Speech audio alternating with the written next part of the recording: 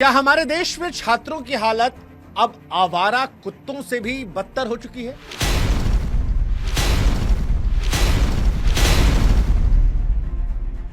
देखिए, हो सकता है कि पहली नजर में यह तुलना आपको बेईमानी लगे, लेकिन अगर इंसाफ के दृष्टिकोण से आप देखेंगे, अगर दर्द शिकायत के दृष्टिकोण से आप देखेंगे, तो जो सच हम कहने जा रहे हैं वो सच आपके कानों को चुभ सकता है।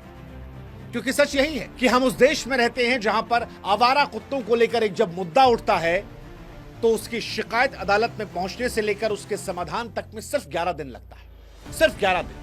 लेकिन दूसरी तरफ हमारे देश के लाखों युवा, वो युवा जिन्हें हम राष्ट्र का भविष्य कहते हैं, जो अपने हक, अपने रोजगार, अपने सपनों के लिए एग्जाम से पहले सड़कों पर उतरकर प्रदर्शन कर रहे हैं, जिन्हें तैयारी करना था किताब कॉपी पेन लेकर, वो हाथ में तख्तियां लेकर अपनी शिकायतों को दोहरा रहे, इंसाफ मांग रहे हैं।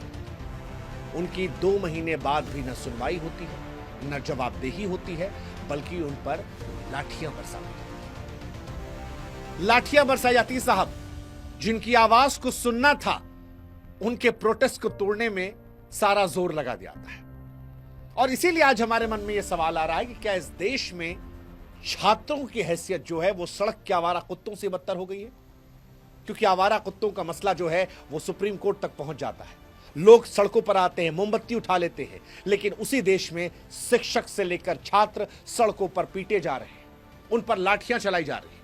वो लाठियां जो आज सिर्फ लकड़ी या लोहे की नहीं लगती, बल्कि लगता है एक डरपोक, लापरवाह, उदासीन सिस्टम की निशानी। ये उस व्यवस्था का प्रतीक लगती हैं जो युवाओं की पुकार को अनसुना करती है, जो उनके मेहनत, उनके संघर्ष, उनके हक को दरकिनार करती है। और आज इसीलिए हम ये सवाल पूछ रहे हैं कि क्या हमारा सिस्टम इतना ज्यादा कमजोर हो चुका है कि वो कुत्तों के दर्द को समझ लेता है, लेकिन देश के युवाओं की आवाज को सुनने की हिम्मत नहीं रखता?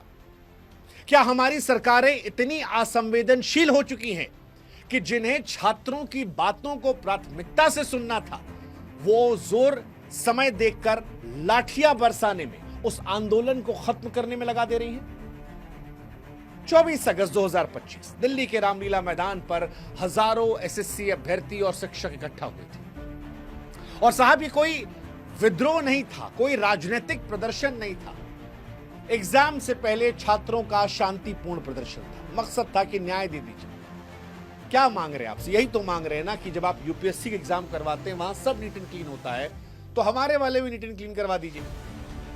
सिस्टम वहां जाए जहां पर व्यवस्था हो पहुंचने की, एडमिट कार्ड टाइम से मिल जाए, कीबोर्ड खराब ना हो, पेपर लीक ना हो। बुनियादी बातों को लेकर ये छात्र मांग कर रहे हैं। और ये कोई गलत नहीं है, ये शर्म की बात है कि छात्रों को और शिक्षकों को इन बातों को लेकर सड़कों पर उतरना पड़ा। कुछ दिन पहले भी उतरे थे, इस बार फिर वही हुआ। दिल्ली पुलिस की बर्बरता सामने। 44 छात्रों, शिक्षकों को हिरासत में लिया गया। आंखों देखा हाल ये बता रहा था कि पुलिस ने प्रदर्शनकारियों को खदेड़ा, उन्हें डराया, कुछ को लाठियों से पीटा। आनंद विहार के बस स्टैंड पर छात्र जो है वो रात को यूं ही पड़े थे। और सवाल उन तस्वीरों को देखकर हमारे मन में आ रहा था कि क्या यही वो लोकतंत्र है? क्या यही वो भविष्य है जिन पर हम गुरूर करने वाले थे? क्योंकि एग्जाम से पहले ये छात्र टाइम पास करने नहीं आए थे, ये रील बनाने नहीं आए थे। ये गरीब मध्यम वर्गीय परिवारों के वो युवा थे जो जिंदगी के साल मेहनत, मां बाप का पैसा तैयारी में झोंक चुके हैं। और आज जब वो सड़क पर उतरकर एग्जाम से पहले ये सवाल पूछते हैं कि भाई साहब, बदले में हमें क्या मिला, तो ये समाज के तौर पर हमें आपको भी सोचना चाहिए। 24 अगस्त को हजारों छात्र, एसएससी के छात्र, रेलवे के छात्र, शिक्षक और तमाम कॉम्पिटिटिव एग्जाम के छात्र इन मांग को लेकर उठे थे कि भाई साहब, भर्ती की प्रक्रिया में जो गड़बड़ियां होती है, और गड़बड़ियां कौन सी? सर्वर क्रैश होने की, बायोमेट्रिक फेल होने की, गलत सेंटर आवंटन की, पेपर लीक होने की, उनको लेकर आप एश्योरेंस दे दीजिए कि ये नहीं होगा। प्रदर्शन शांतिपूर्ण तरीके से था। पुलिस कह रही है हमने लाठीचार्ज नहीं किया, लेकिन तस्वीर दिखती है जो दावा करती है, बताती है कि भाई साहब पीटा तो गया है। पुलिस लॉजिक दे रही है कि हमने बच्चों से कहा था कि शाम 5 बजे तक मैदान छोड़ दीजिए, उसके बाद हिरासत में लिया गया। लेकिन सवाल पुलिस और बच्चों में उलझने का नहीं है, सवाल यह है कि जिसने पुलिस को यह कहा कि जाओ उन बच्चों को हिरासत में लो, क्या वो इस बात पर जोर लगाने की बजाय कि 5 बजे कांटा गिर गया, अब बच्चे जाएं, बच्चों की समस्याओं को सॉल्व करने में वो जोर नहीं लगा सकते थे? क्या वो ये नहीं समझ सकते थे कि ये बच्चे ही हैं जो आगे आने वाले समय में आपको देश को चलाएंगे? और इन बच्चों को इस वक्त एग्जाम की तैयारी करना चाहिए, पढ़ना चाहिए, सड़क पर प्रदर्शन नहीं करना चाहिए। पुलिस वाले वीडियो में धक्का मारते, खींचते दिखाई पड़ रहे हैं। और इसीलिए बार बार मेरे मन में यह सवाल आ रहा है कि क्या यह हमारे लोकतंत्र की वो दुर्भाग्यपूर्ण तस्वीर है जिस पे हमें शर्मिंदा होना चाहिए? सच कहें तो एसएससी जो है आज एक टूटा हुआ सिस्टम है। लाखों युवाओं के सपनों को लाठियों, भ्रष्टाचार और लापरवाही से कुचलने वाला सिस्टम। एक तरफ यूपीएससी देखिए, यूपीएससी की पारदर्शिता जो है, उसकी अनुशासन, उसकी जवाबदेही आज एसएससी के लिए सबक है और एसएससी सीखने को तैयार नहीं है।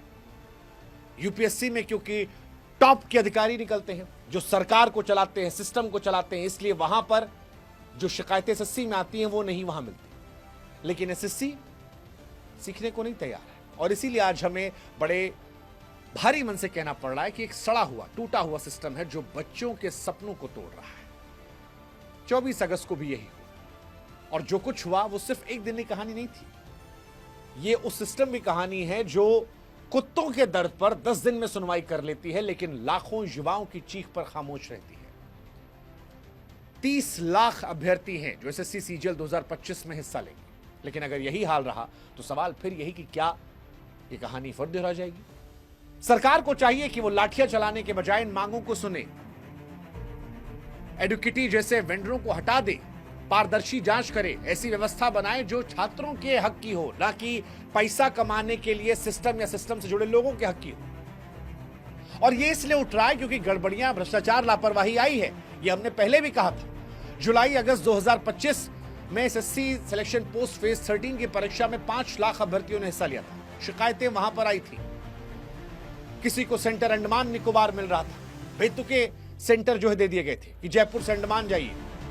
29 अगस्त को 2500 के लिए दोबारा परीक्षा की बात कही गई, लेकिन ये शिकायतों की तुलना में बूंद के बराबर थी। छात्र बार बार कह रहे थे कि भाई साहब, टाइम पास नहीं करने आए हम, गरीब घर के लोग हम हैं, सैकड़ों किलोमीटर यात्रा करते, कर्ज लेकर कोचिंग की फीस भरते हैं और दिल्ली के, बिहार के या यूपी के लड़के को अगर आप अंडमान निकोबार भेज दोगे कैसे जाएगा?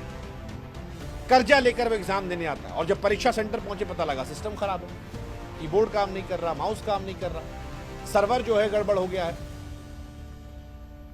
सेम पेपर बाद में रिपीट हो गया है। ये बच्चों को तोड़ने वाली बात है। तकनीकी खामियां देकर आप बच सकते हैं, लेकिन जिस पर यह बीती है ये उस इंसान को तोड़ सकती है, उसकी मेहनत को तोड़ सकती है, उसके पैसे को डुबा सकती है, इंसान को खत्म कर सकती है। बार बार की गड़बड़ियां, अनिश्चितताओं ने छात्रों में डिप्रेशन, हताशा को जन्म दे दिया है। कोई लिख रहा है कि शादी टूट गई, किसी को डिप्रेशन हुआ है, नौकरी नहीं मिली, किसी के परिवार में कोई बीमार बैठा, उसका आखिरी अटेम्प्ट था। आपकी लापरवाहियों ने उनके भविष्य को संकट में ला दिया। एसएससी की नौकरियां इन युवाओं और उनके परिवारों की आर्थिक स्थिरता का आधार है और इन गड़बड़ियों ने लाखों के सपनों को दूर किया है। और बार बार हम कह रहे हैं कि कुत्तों के विषय में जब हमने सुप्रीम कोर्ट की सक्रियता को देखा, लोगों की सक्रियता को देखा, 10 दिन के अंदर एक मामले की सुनवाई हो गई, हीरो हीरोइन सब उस पर बोलने लगे। सवाल यह है कि बच्चों को लेकर यह आवाज क्यों नहीं उठाते हैं? आप पशु कल्याण की बात कीजिए, ठीक है, अच्छी बात है, हमारी भी मोहब्बत है, लेकिन जब पशु कल्याण पर व्यवस्थाओं को तुरंत सक्रिय कर दिया जाता है तो उसी देश में लाखों एसएससी अभ्यर्थियों के भविष्य की बात पर उनकी आवाज को क्यों दबा दिया जाता है? क्यों लाठियां चला दी जाती है? यह विडंबना नहीं है, यह सिस्टम की प्राथमिकताओं का खुला हुआ प्रदर्शन है, जहां पर पशुओं को भी हमारे देश के बच्चों के ऊपर प्राथमिकता दी जा रही है। और यह दुर्भाग्यपूर्ण है, पेनफुल, क्योंकि छात्र कोई गलत मांग नहीं कर रहे थे। बेसिक मांग थी कि सही सलीके से एग्जाम हो जाए, उनका भविष्य ना चढ़े, वो परेशान रहा। पारदर्शी एग्जाम, एक स्वतंत्र आयोग बन जाए जो शिकायतों का समाधान कर दे, जो कुछ हो वो भरोसा दे दे कि एग्जाम सही से हो, स्वतंत्र ऑडिट किया जाए भर्ती प्रक्रिया, भ्रष्टाचार ना हो, लापरवाही ना हो, लेकिन हो रहा है। जिस संस्था पर व्यापम से जुड़ने का नाम आया, एडुकिटी, उस कंपनी को दिया गया जिम्मेदारी और फिर सर्वर क्रैश हो रहा है, बायोमेट्रिक फेल हो रहा है, गलत सेंटर आवंटन आ रहा है। जवाबदेही किसी की नहीं है, थोड़ी बहुत बातें करके मामला टाल दिया जाता है। इसीलिए छात्र बार बार दिल्ली आ रहे हैं, और ये इसलिए आ रहे हैं क्योंकि गरीब छात्र हैं, मध्यम वर्गीय परिवार के छात्र हैं। परीक्षा केंद्रों तक पहुंचने के लिए सैकड़ों किलोमीटर की यात्रा करनी पड़ती है, और इसीलिए हमको भी तकलीफ हो रही है। 24 अगस्त 2025 को जो कुछ हुआ वो सिर्फ एसएससी, रेलवे या कॉम्पिटिटिव एग्जाम को लेकर प्रोटेस्ट का प्रदर्शन नहीं था। एक जागरूक युवा वर्ग का गुस्सा था जो लापरवाही, भ्रष्टाचार के खिलाफ खड़ा हुआ। सरकार को चाहिए कि लाठियां चलाने की बजाय छात्रों की बात सुनी जाए। वो वेंडर जिन पर संशय है उनको हटाया जाए, पारदर्शी जांच की जाए, एक ऐसी व्यवस्था बनाई जाए जो छात्रों के हक की रक्षा करे। 24 अगस्त 2025 को रामलीला मैदान में हुई पुलिस कार्रवाई ने न केवल छात्रों के दर्द को उजागर किया, बल्कि बताया कि सिस्टम उनकी आवाज को कितनी क्रूरता से दबाने की कोशिश कर रहा है। एक तरफ आवारा कुत्तों के लिए सुनवाई होती है तो लाखों छात्रों के भविष्य के लिए न जवाबदेही है न न्याय। 1.25 करोड़ के आसपास अभ्यर्थी हैं, सारे एग्जाम्स को मिला दें जो प्रभावित होते हैं। 5-10 लाख सीधे तौर पर तकनीकी और प्रशासनिक खामियों का शिकार। ये स्थिति न केवल शर्मसार है बल्कि सवाल भी उठाती है कि क्या भारत का युवा वाकई सरकार की प्राथमिकता है? सरकार को चाहिए सुधार करे ताकि इन युवाओं के साथ न्याय हो सके। सरकार को चाहिए कि लाठियां छोड़कर संवाद का रास्ता अपनाए, सुनवाई करे, समाधान निकाले, ताकि उन लाखों युवाओं का हक मिले जो इस देश की रीढ़ है। क्योंकि अगर युवा टूट गया साहब तो देश का सपना भी टूट जाएगा, और ये सच्चाई कितनी भी कड़वी हो इसे नजरअंदाज मत कीजिएगा, वरना ये नुकसान देश को पहुंचाएगा। जय हिंद, जय भारत।